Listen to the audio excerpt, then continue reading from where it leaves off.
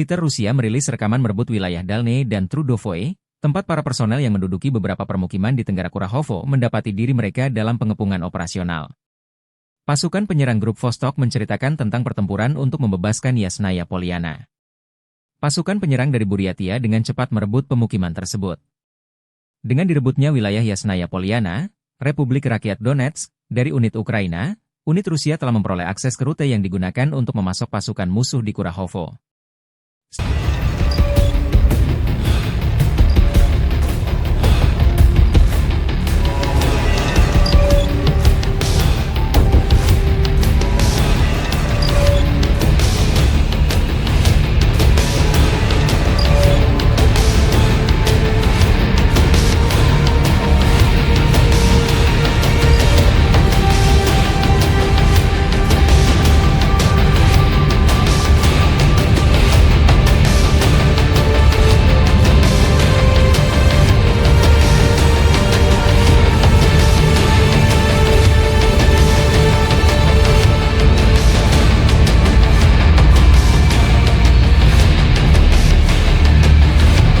Download Tribun X sekarang, menghadirkan lokal menjadi Indonesia.